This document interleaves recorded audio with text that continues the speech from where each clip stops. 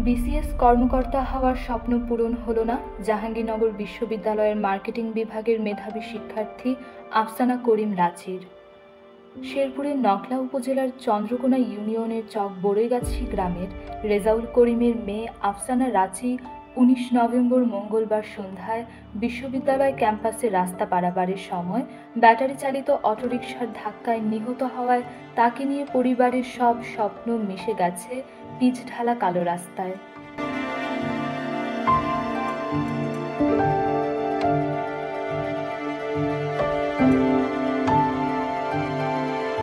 বুধবার দুপুরে রাজধানী ঢাকার ধানমন্ডির গ্রিন রোডে তার প্রথম জানাজা অনুষ্ঠিত হয়।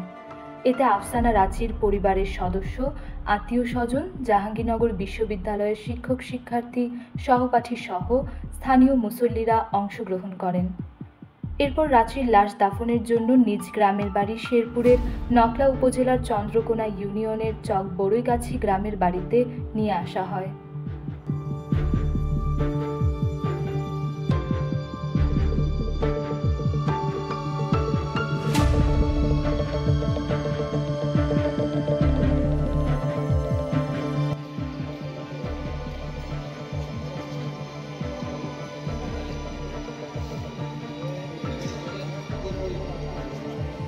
সেখানে রাত 8:30টায় দ্বিতীয় নামাজে জানাজা শেষে পারিবারিক কবরস্থানে তার লাশ দাফন করা হয়।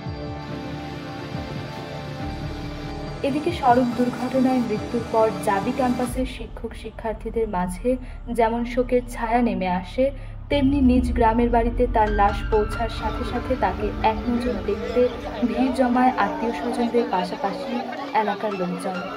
ওই সময় শুরু হয় শোকের মাতম।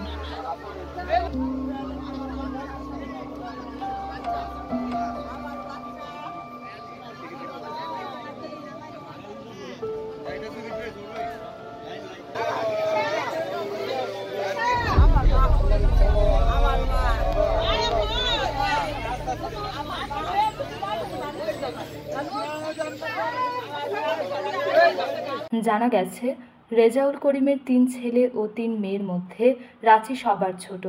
রেজাউল করিম দীর্ঘদিন ধরে পরিবার পরিজন নিয়ে ঢাকার গ্রিন রোডে বসবাস করলেও ময়মনসিংহের তারাকান্দা উপজেলার কোদালধর এলাকায় নিজের প্রতিষ্ঠিত কয়েকটি মাছের খামার পরিচালনা করেন। তার ছোট মেয়ে আফসানা করিম রাচি ঢাকার ভিকারুন্নেসা নূন স্কুল অ্যান্ড কলেজ থেকে কৃতিত্বের সাথে এসএসসি ও এইচএসসি পাশ করে জাহাঙ্গীরনগর বিশ্ববিদ্যালয়ের মার্কেটিং বিভাগের ৫৩তম ব্যাচে ভর্তি হয়েছিল। রাচি থাকত বিশ্ববিদ্যালয়ের বেগম খালেদা জিয়া আবাসিক হলে। কিছুদিন যাবৎ রাচির মা তার এক ছেলের সাথে মালয়েশিয়ার অবস্থান করছেন। রাচির স্বপ্ন ছিল বিশ্ববিদ্যালয়ে লেখাপড়া শেষ করে বিসিএস পরীক্ষায় উত্তীর্ণ হয়ে দেশের সেবায় নিজেকে নিয়োজিত করা, কিন্তু তার সে স্বপ্ন কেড়ে নিল ঘাতক অটোরিকশা চালক। দুনিয়ার মায়া ছেড়ে পরপারে পাড়ি জমাতে হলো রাচিকে।